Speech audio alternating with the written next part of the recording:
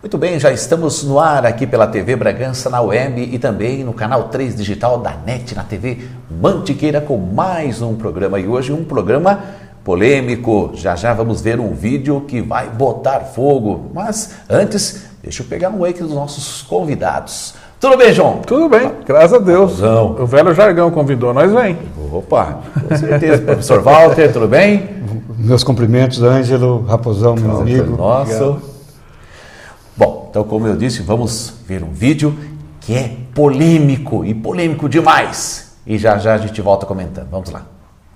O presidente da República, Michel Temer, num ato de covardia, num ato de traição ao seu próprio discurso, desde que tomou posse, desde que assumiu a presidência da República com o afastamento da Dilma Rousseff, isso já tem 30 meses que Temer está com a caneta na mão. Ontem teve um ato típico da covardia de políticos como ele e sancionou o aumento de salários para ministros do Supremo Tribunal Federal. Pessoalmente, eu quero render minhas homenagens aos ilustres ministros, dizendo que por mim eles poderiam ganhar 30 bilhões de reais por mês. Ótimo, os senhores são maravilhosos, são santos, o Brasil lhes agradece, vocês não são tão corruptos, vocês não demoram para julgar coisas, vocês não têm mordomias, vocês não vivem no topo da cadeia alimentar dos salários na área pública, vocês são maravilhosos, merecem ganhar 30 bilhões por mês. Mas neste momento, nesta realidade, neste país, com estes dados, com 12 milhões de desempregados, com uma recessão cavalar, votar um aumento para vocês mesmos é uma pouca vergonha, é uma falta de escrúpulos. Vocês votaram esse aumento divididos. A imoralidade é tamanha que 4 dos 11 ministros do Supremo Tribunal Federal, e é bom repetir o nome deles sempre, para render-lhes sim de fato uma sincera homenagem, a ministra Rosa Weber, o ministro Fachin, a ministra Carmen Lúcia e o ministro Celso de Mello, estes se recusaram a votar este aumento autoconcedido que o Supremo, pelo voto majoritário de outros 7 ministros, acabou aprovando. Este aumento teria que ser aprovado pelo Senado da República. Pois bem, o que fez este Senado igualmente amoral, em fim de mandato, em fim de legislatura, aprovou numa votação noturna, colocada na pauta na sombra de Brasília, sem aviso prévio, sem que a opinião pública fosse avisada, pegou todo mundo de surpresa e com vários senadores que sequer foram reeleitos, foram jogados na latrina da eleição, na última eleição, gente que não volta para o Congresso Nacional, esses senadores, na agonia de uma legislatura, foram lá e aprovaram esse aumento amoral, indecente do Supremo Tribunal Federal. Restava para todos nós, brasileiros, contribuintes, cidadãos, estamos aí correndo atrás do nosso dia a dia, batalhando para criar filhos, para poder manter a saúde mínima, pagar o aluguel, pagar a prestação. Restava para nós a esperança, pequenininha, reconheço, de que o Temer, num ato de estadista, no fim de seu governo agônico, um governo melancólico, pudesse, numa canetada monocrática, vetar esse aumento.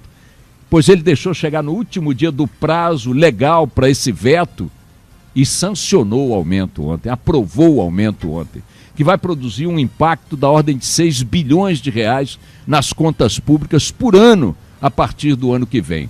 Temer se acovardou, Temer se omitiu, Temer contrariou, traiu seu próprio discurso ao longo de todo o seu governo, um discurso voltado para os brasileiros, dizendo que eles teriam que fazer mais sacrifícios, como, por exemplo, aqueles que estão esperados numa reforma da Previdência, para reduzir os gastos públicos. Pois bem, como é que um governante que diz que quer e precisa reduzir os gastos públicos e baseou o seu discurso de governo, todo ele nesse tipo de ladainha, num dos últimos atos de seu próprio governo, de sua gestão, dá uma canetada imoral como essa e aprova um aumento igualmente indecente dos ministros do Supremo Tribunal Federal. Esse é o governo, esse é o homem público, é o estadista que nós temos na presidência da República hoje, agonicamente, ainda bem, há pouco mais de um mês de terminar sua gestão e, quem sabe, encontrar-se com uma justiça, a qual parece estar querendo subornar com este ato, mas que eu espero que lhe aplique as penas merecidas diante dos crimes que vierem a ser comprovados em relação à sua excelência, amigo de Rodrigo Rocha Loures, ex-chefe de ministros como Gedel Vieira Lima, Eduardo, aquele outro que está lá do Rio Grande do Norte, que eu nem me lembro o nome, 2 ou 3 ministros de Temer estão na cadeia. Sua Excelência está com vários ministros, a começar por ele próprio, no foco, na mira da Lava Jato. Temer acha que fez com isso uma sedução aos ministros do Supremo, mas tomara que a justiça seja maior que os ministros do Supremo e dê a ele o que ele merece. Quanto à sua opção de marcar sua própria biografia com mais essa nódoa, com mais essa vergonha, essa é uma escolha que todos nós podemos fazer. Nós podemos escolher os caminhos que trilhamos, e ele escolheu esse caminho ontem.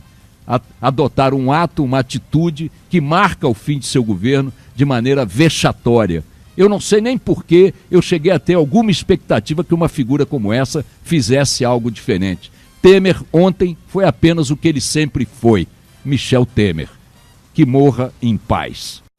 Vocês viram aí, Boechat? Colocou a boca no trombone, rapaz. Falou tudo, hein? Estava entalado. E falou. Mas agora o negócio aqui com os nossos convidados.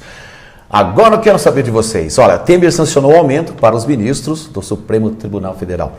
Isso é certo ou errado, Raposão? Começa comigo, vamos Começa lá. com você. Vamos lá. Você sabe quando você compra um buquê de flores e leva para uma mulher querendo agradar?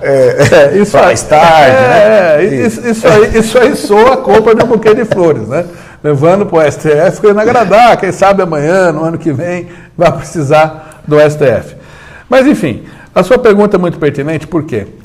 O Michel Temer ele pode ser tudo. Olha, que nem o Boechat falou aí, que morre em paz, enfim, não sei que eu saiba, ele não está doente, né? Talvez ele esteja sabendo mais que a gente. Mas, enfim, um dia todo mundo vai para lá, né? Ninguém escapa. O Michel Temer ele pode ser tudo, mas ele é legalista, ele é extremamente legalista.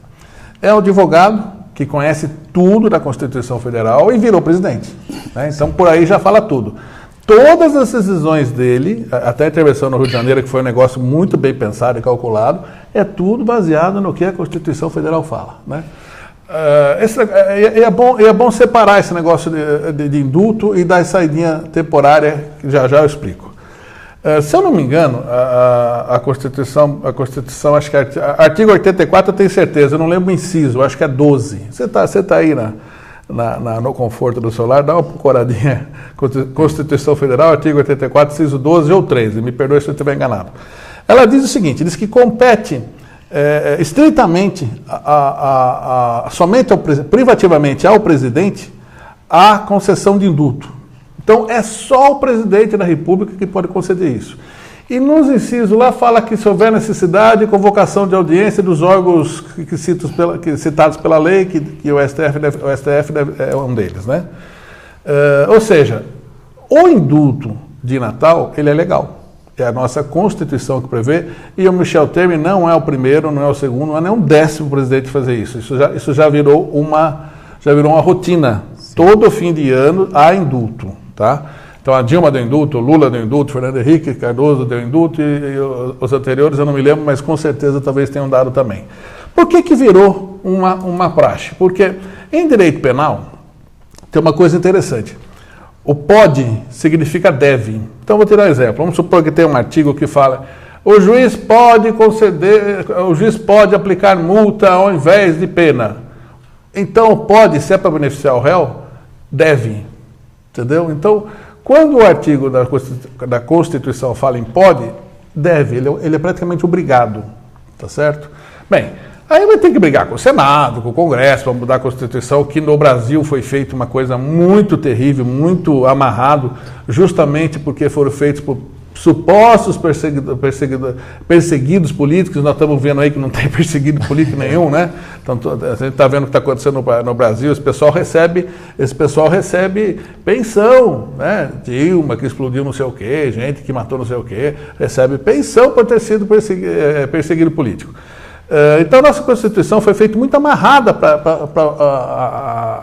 haver qualquer mudança nela. É muito difícil mudar qualquer coisa na Constituição. Então, retornando, o Temer foi legalista, certo? Não adianta a gente chorar, porque ele aplicou simplesmente a lei. E como eu falei no início, há uma diferença muito grande entre indulto e aquela popular saidinha, que a população conhece como saidinha. A saidinha é aplicada pelo juiz da comarca, de execução da pena da pessoa, mediante certos requisitos. Então a pessoa tem que ter bom comportamento, tem que estar em regime semiaberto, alguns requisitos. Será que o Lula sai esse ano? Não, o Lula ainda não tem, acho que não está em semiaberto ainda, né? Está fechado, não está em semiaberto, não sai não. Enfim, tem certos requisitos, tá? E ele tem que voltar, a saída ele tem que voltar, tá? Quando está em regime aberto, já vai para a rua e não volta mais. Já o indulto do Temer, que na verdade era do Temer na nossa Constituição brasileira, é um autêntico perdão da pena. Então vamos lá. Você furtou meu carro, né? Se você recebeu indulto, você está perdoado. Aquilo lá foi perdoado. Você não deve mais nada. Você vai embora para casa e não deve mais nada à justiça. Tá certo? Não tem tornozeleira eletrônica, não tem pulseira eletrônica, não tem oficial de justiça que vai atrás da sua casa tentando perder você. Não tem nada disso, entendeu? Então, para finalizar, respondendo a sua pergunta, Temer agiu legalmente. E aí, professor? Vamos fazer um raciocínio? Vamos. 30 meses disse Boechat, com a caneta na mão. Quando ele tornou-se presidente da República, Sim. O Supremo Tribunal Federal tinha em mãos a cassação da chapa Dilma Temer. Isso. E não cassou. Verdade. Pouco tempo depois, o próprio Supremo Tribunal Federal votou benesses e mais benesses que nós sabemos. Os nossos políticos, eles votaram contra o indiciamento do seu Temer naquela época. Exatamente por quê? Porque além do indiciamento do seu Temer, muito mais gente estava envolvida naquela ocasião com tudo essa lama que nós sabemos que aconteceu. Recentemente, nós tivemos essa questão que o Raposão lembra bem, de ano a ano, o presidente dando indulto. Por que se dá indulto e para quem? Por que se envolveu gente da Lava Jato nos últimos indultos? O que eu estou falando para vocês que estão nos ouvindo aqui? Essa grande pizza, esse grande rolo que se faz pelos interessados. Nós precisamos aprender a definir, e o povo começou a aprender, entre o legal e o moral. Eu estou cansado de ver leis sendo feitas para alguns poucos, em detrimento de muitos. Então esse país está sendo passado a limpo porque o povo cansou de ouvir coisas e de ver coisas. Não sei se ele acertou, e eu torço para que tenha acertado, mas uma coisa é certa, o Supremo Tribunal Federal teve um aumento, afinal de contas, eles ganham tão pouco, né? Exatamente porque quando chegar em janeiro, o seu Temer tem que recomeçar o processo dele inteiro lá. E recomeçando o processo dele inteiro lá, decorrente dessa, sabe, essa canetada, esse aumento, pode ser que o peso seja um pouco menor. E eu espero que não. Porque quando eu falo do Supremo Tribunal Federal, esse povo brasileiro está assistindo, eu sei que é o legal.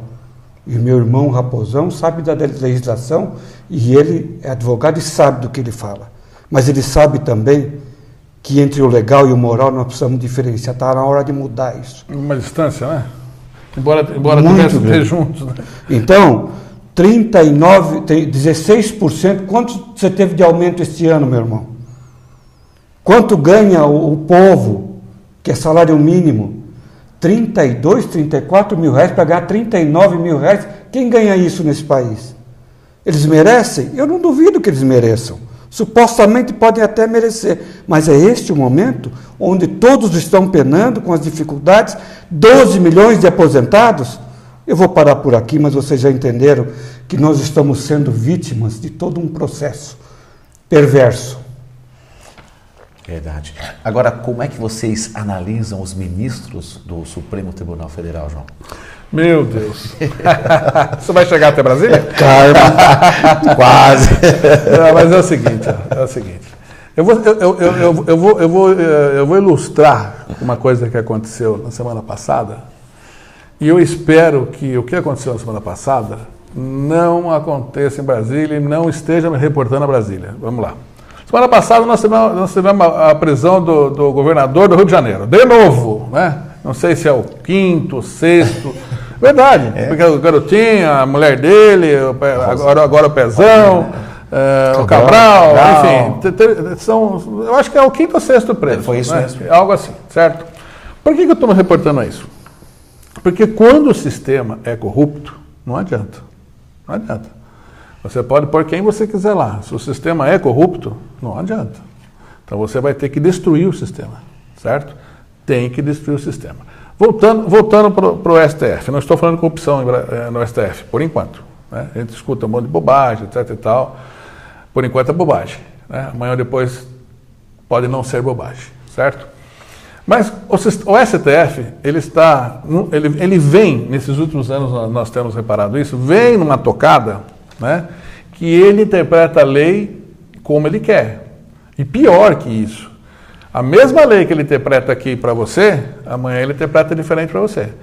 Eu tenho N casos de pessoas que estão presas, que são casos idênticos a de Zé Dirceu, do Palocci agora, enfim, são casos idênticos e que foram julgados de uma maneira e de outra maneira, certo? Então, como você confiar, como você ter segurança, o que a gente chama de segurança jurídica? O que é segurança jurídica? O cara matou, vai preso. A gente sabe que todo mundo, quando matou, vai preso. Né? Isso seria uma segurança jurídica. Como você vai ter uma segurança jurídica se as interpretações são diferentes? Né? A mesma lei que se aplica para você, não é aplicada para, vamos citar recentemente quem que saiu aí, o Gilmar Mendes soltou tanta gente que a gente até confunde, né? Verdade. Mas não é aplicada pelo Gilmar Mendes, ele tem diferente, ele acaba soltando. E eu já cheguei a entrar com a ação, com habeas corpus, copiando e colando o que foi feito no processo que o Gilmar Mendes soltou a pessoa. E foi interpretado diferente. Entendeu? Então, como falar eu estou falando do STF, vamos falar dos ministros do STF, como falar do STF de uma maneira positiva? Se a interpretação é diferente para cada caso. Eu entendo que o direito penal é assim, cada caso é um caso. Mas, gente, casos extremamente semelhantes, serem interpretados de maneira diferente porque o cara não tem influência, porque o cara não tem dinheiro, enfim, porque o cara não tem a repercussão nacional, fica difícil defender, STF, fica difícil defender vocês. O Supremo Tribunal tem sido para o povo e para aqueles... É lógico que a gente está falando de um povo que não sabe leis, mas tem sido nocivo, tem sido para o povo alguma coisa muito complicada, porque ele não consegue entender por que para uns vale e para outros não vale. O seu raciocínio, Raposo, foi muito próprio. Nós temos pessoas mais respeitadas do que outras, claramente. Nós temos pessoas que são tidas como mais justas que outras. E no Supremo Tribunal Federal nós estamos vendo isso. Eu sou um leigo de leis, embora leia muito, mas eu vejo, para mim particularmente, que o fato de soltar algumas pessoas que claramente não poderiam ser soltas, e a gente sabe que o processo não está errado, o processo está correto, e aí se enxergou, vamos colocar esse enxergou entre muitas aspas, que de repente a legislação é isso, mas podia ser assim. Espera aí, a lei é a lei, ela tem que ser igual para todos, não pode ser mais igual para um do que para os outros, e é isso que nós estamos vendo nesse país, neste momento. Até perdoe interromper, um negocinho bem rápido. Uma coisa que aconteceu, não sei se todo mundo tem o conhecimento, a mulher do Cabral, né, foi solta porque tinha filho pequeno. Sim, você lembra disso? Lembra disso. Você lembra? Só que no sistema presidiário brasileiro, milhares, talvez até, sei lá, milhões que não chega, mas milhares de mulheres estão na mesma situação, né? Isso ficou por acho que quase um ano, quando alguns meses atrás, pouquinho tempo atrás, editou uma norma concedendo a todas as grávidas, né, prisão domiciliar. Mas a mulher do Cabral não estava grávida, era criança pequena. Então, eu garanto para você que nesse exato momento tem milhares de mulheres presas na mesma situação que a mulher do Cabral e estão presas, não estão com prisão domiciliar. Não estou aqui defendendo, entendeu? A turma fala que eu estou aqui defendendo bandido, não é isso. O que eu estou defendendo é a mesma posição que se toma para um tem que se tomar para todos, né? E é aí que o STF peca. Vamos chegar um pouco antes, eu vou ser rápido. O povo está muito mais preocupado do ladrão que é preso no momento em que está cometendo o crime e horas depois está sendo solto, da insegurança da população. Essa é a maior preocupação que o nosso povo tem, de comer o arrozinho e feijão e saber que ele pode ter segurança. E isso, com tudo o que está acontecendo, não é verdade. Olha, o Senado, em fim de legislatura, aprovou numa votação noturna, sem aviso prévio, sem opinião pública, senadores que não foram eleitos. Qual a opinião de vocês sobre isso? Vocês não foram eleitos? Não foi eleito, mas tem rabo preso, meu irmão. Supostamente o rabo dele está preso num monte de processo.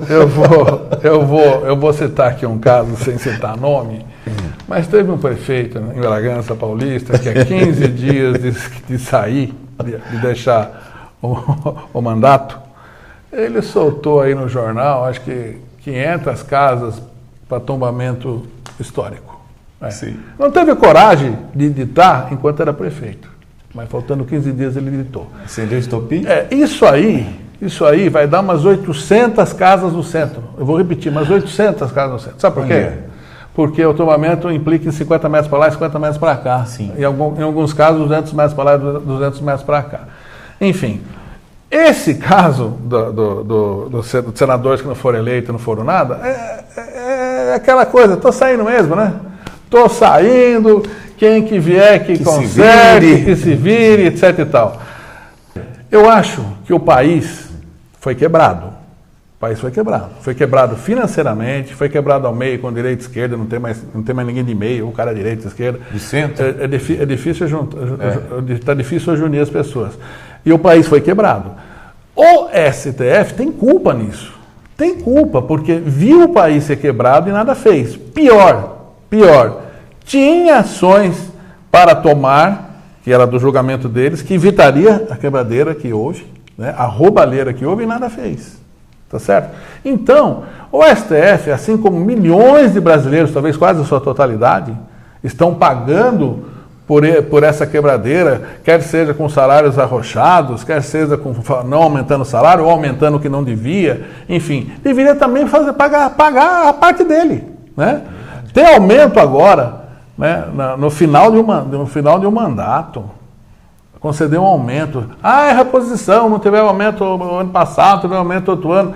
Pô, tem muita categoria de classe aí também que não teve aumento, esse teve e não foi o correto. Ter aumento agora eu ia usar um termo, eu vou usar outro. É dar um tapa na cara da população brasileira. Principalmente uma classe que é bem remunerada, e eu acho que tem que ser até mais remunerada, porque é uma classe essencial e que se não for remunerada não vamos ter pessoas à altura, entendeu? Sim.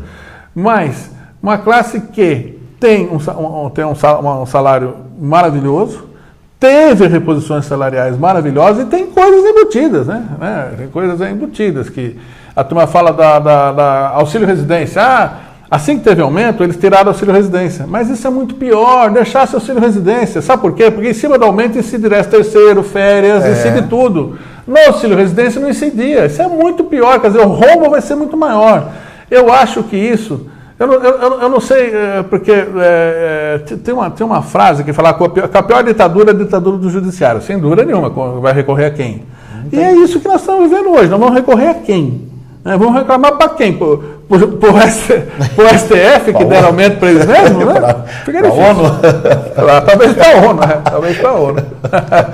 Dentro da moralidade, o Boechat falou em 4 juízes que eram contra o aumento. eu queria que todos dissessem: não aceito. Isso é moralidade. Num país sério como o nosso, em que se discute um salário mínimo de R$1.000 e poucos, que mal dá para sustentar uma família. E eu espero que esse país tenha dias melhores. E eu tenho a certeza absoluta que esse Supremo Tribunal Federal vai rever procedimentos, porque, guiados pelas forças novas que estão surgindo, eles vão ser obrigados a fazer isso. Eles terão que fazer isso, porque se não o fizerem, vai mais dia menos dia, a situação pode complicar, inclusive para eles. Inclusive para eles. Não é o que eu quero. Pelo contrário, tem que ser o guardião da lei desse país, o Supremo Tribunal Federal. Esse país não pode ter mais concursos de R$40 mil por mês. Nós estamos falando de reforma da Previdência, não pode ter concurso para R$20 mil mais. A não ser o engenheiro ganha 12 mil, o concurso, na iniciativa particular, o concurso é para R$12 mil. Por que na iniciativa pública pode ter salários aviltantes para uma população que passa fome?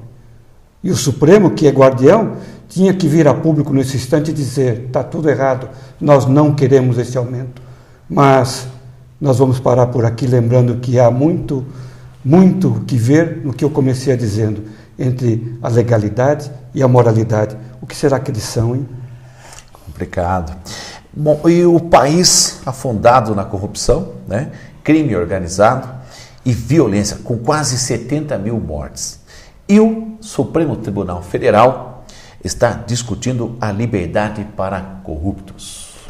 E aí, João? Sabe, aí uma bola de neve, né? Aquela bola de linha fogo que você vai tentar. Aí é o seguinte, vamos começar do começo. Né? Vamos pelo começo. O sistema penitenciário está falido, o prisional está falido, tá certo? Está falido. Tá.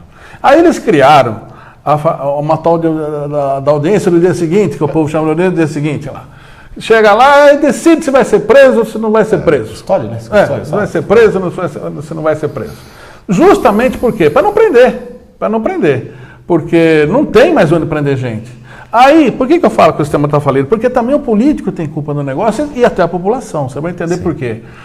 Se o político prometer que vai construir mais presídio, ninguém vota nele. Não. Ninguém vota nele, tá certo? É. E falta presídio no país, nós não temos mais onde prender gente. Não. Aí precisa criar essa tal de audiência, precisa criar maneiras de soltar mais gente, e é o que a STF está querendo fazer. Discutir, na verdade aumentar a pena, eu não me lembro se aumentar a possibilidade de soltar para penas maiores, entendeu? É isso que eles estão querendo discutir. A verdade é que todo o sistema está falido e tenta achar uma solução para o problema. Tipo, furou o pneu do teu carro na estrada, e você não tem step, não tem aquele negócio que repara o pneu, que enche na hora, você vai tentar achar uma solução. Não sei, vamos amarrar aqui umas cordas no pneu. É o que estão fazendo. Como se vê, o presidente eleito vai ter muito trabalho pela frente. A única coisa que eu fiquei feliz, muitas coisas eu fiquei feliz com o presidente eleito, com o Bolsonaro, mas eu fiquei mais feliz ainda dele ser palmeirense. Porque com certeza, se tiver uma terceira guerra mundial, o Brasil não vai participar. Professor, sua opinião? Eu sempre procuro chegar lá atrás. A lei é branda, a lei é insuficiente, porque não se tem onde prender se abranda a lei.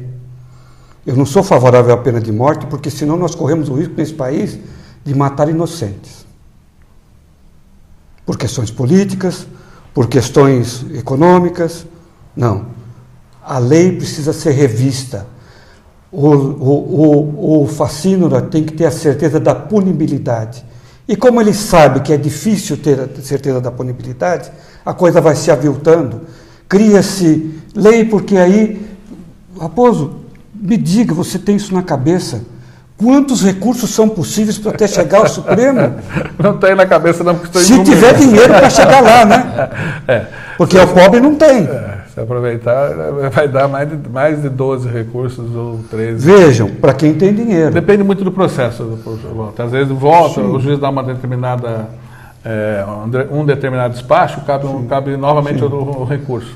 Mas são N recursos, com certeza mais de 10. Agora, por quê? Não tem lugar na cadeia, então, além do que não tem lugar na cadeia, nós temos aqueles que são mais legais que os outros. Nossa, esse cometeu cometeu um grande crime, mas ele é o famoso quem? E aí a coisa fica desse jeito. E aí se cria a legislação, e aí se cria esse emaranhado. Ou se passa a legislação criminal nesse país a limpo, ou nós vamos ter que construir muitas cadeias. Mas eu prefiro construir escolas. Com certeza. Professor, muito obrigado pela participação. Agradeço. Ângelo, um abraço. Raposo, um abraço.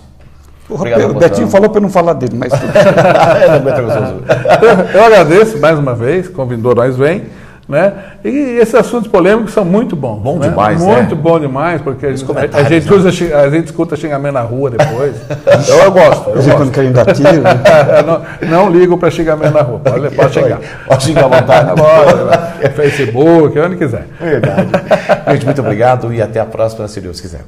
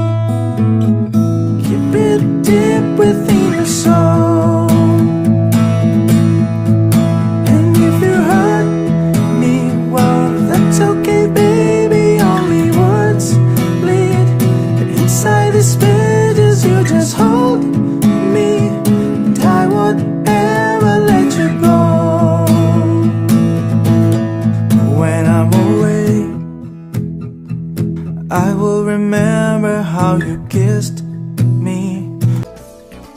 No Colégio Santa Bárbara, os jogos pedagógicos são grandes aliados no ensino da matemática, pois permitem que os alunos pratiquem os conteúdos de forma interativa, além de proporcionar o desenvolvimento do raciocínio.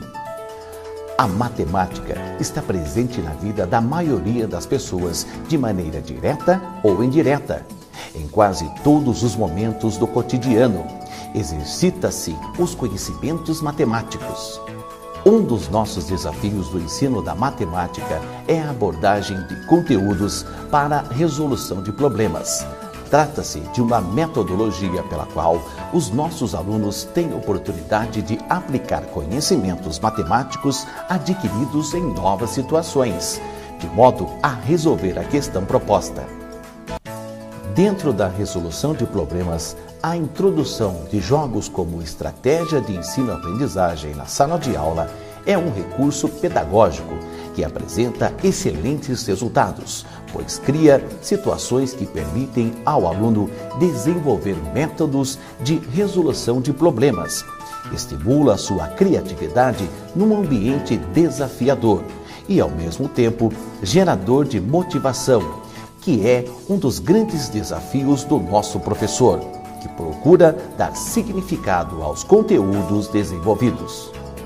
Tais habilidades desenvolvem-se porque, ao jogar, o aluno tem a oportunidade de resolver problemas, investigar e descobrir a melhor jogada, refletir e analisar as regras, estabelecendo relações entre os elementos do jogo e os conceitos matemáticos.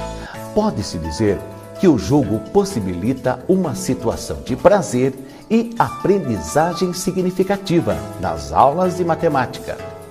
No Colégio Santa Bárbara, esta metodologia se coloca como um fio condutor no desenvolvimento das aulas de matemática, pois, através dela, nossos alunos se apropriam de conhecimentos obtidos pela observação e vivência dos fatos, adquirindo as competências e habilidades esperadas.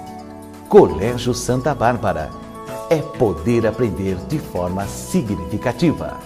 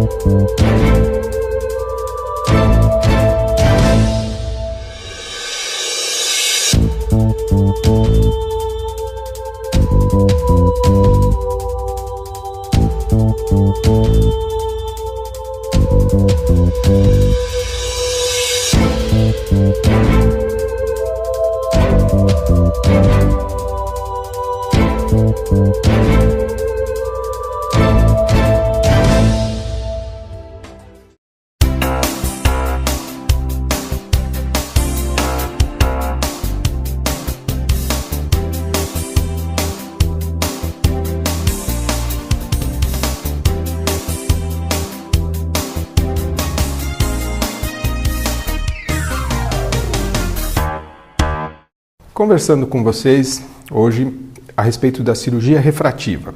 Nós já falamos aqui várias vezes a respeito de cirurgia refrativa, só para a gente começar a entender as novidades, né, que existem em relação à cirurgia refrativa. Todos nós sabemos que os exames e as avaliações pré-operatórias, eu costumo dizer que foram um grande avanço para que a gente tenha melhores resultados no resultado pós-cirúrgico da cirurgia refrativa, que é a cirurgia do grau, né? Então, eu tenho miopia, eu não quero mais usar óculos, eu não quero mais usar lente, ou eu não posso mais usar a lente, meu olho ficou intolerante à lente. Enfim, a alternativa cirúrgica é sempre uma ótima opção. Hoje, com esses níveis de pré-operatórios, o nível de segurança da cirurgia, da chamada cirurgia refrativa, aumentou muito. Tá? Existem sempre riscos, claro que existem, toda cirurgia tem seus riscos, mas hoje sabemos que esses riscos são minimizados por conta dessas avaliações pré-operatórias. E o que mudou em relação a essas avaliações pré-operatórias para a cirurgia refrativa, para a cirurgia do grau, para a cirurgia do laser, né? O grande avanço hoje é o estudo da superfície lacrimal, ou seja, do filme lacrimal, tá? Sabemos que isso tem uma importância muito grande no resultado da qualidade de visão do paciente, tá? Tanto previamente à cirurgia, quando ele já está insatisfeito com a sua qualidade de visão com seus óculos, tá? Assim como quando você faz a cirurgia e o resultado você fala assim, puxa, podia ter ficado melhor, ou o próprio paciente fala, não está tão bom, eu esperava um pouquinho mais.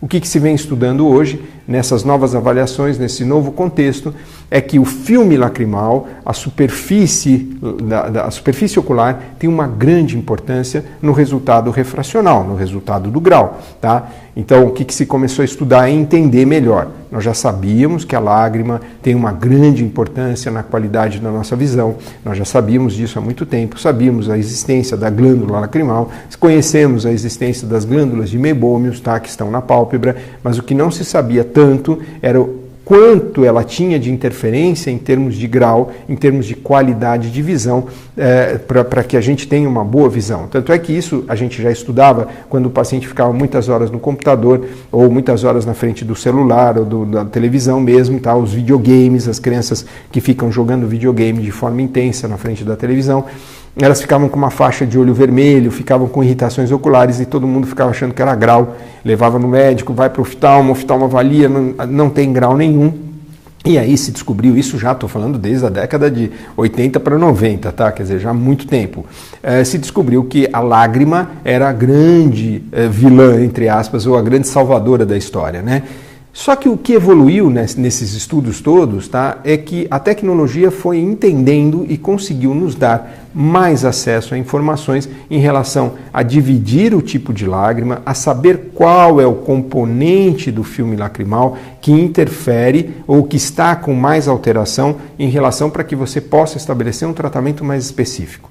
Então, esse grande avanço, esse grande up que aconteceu foi justamente aí. Isso já vem vindo há alguns anos, mais ou menos uns 4, 5 anos, só que agora, nesse último evento que eu participei no congresso em Viena, é que mostra que realmente agora os tratamentos, os aparelhos, tanto diagnóstico como tratamento, tá, é que realmente estão se consolidando, porque tudo tem um estudo, tudo tem um tempo, um período de maturidade dessa evolução tecnológica, e agora sim realmente estão se estabelecendo essas novas tecnologias.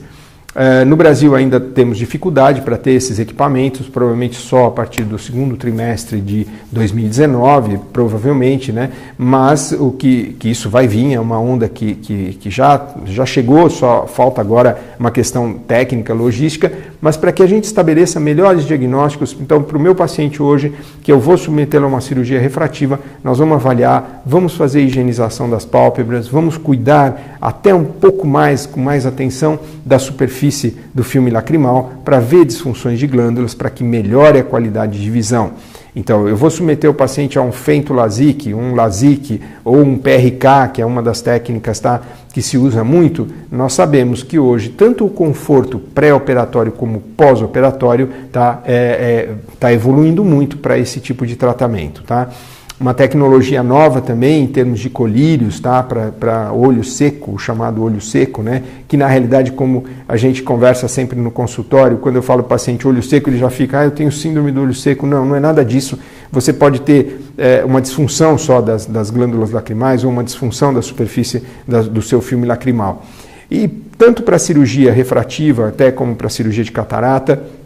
Hoje temos colírios novos, inclusive que não existem aqui no Brasil ainda, lá fora eles já estão em uso, à base de coenzima Q10, tá? Então, aí entramos um outro salto tecnológico. Sabemos que a coenzima Q10 é um potente antioxidante e ela tem um efeito na superfície do lacrimal, um efeito para lubrificação em termos de conforto, restabelecimento da superfície das células da córnea, quer dizer, hoje, coenzima Q10 está em alta, eles vêm estudando isso no meio nutricional, no pessoal nutrólogo, enfim, o médico generalista já vem trabalhando com coenzima Q10 e a oftalmologia entrou já há alguns anos, uns 2, 3 anos nisso, e agora nesse último evento também se consolida a coenzima Q10 como um colírio auxiliar ao tratamento das disfunções das pessoas que têm olho seco mais severo ou médio, não precisa ser moderado, não precisa ser tão severo. A gente vai ter esse recurso para melhorar a superfície ocular.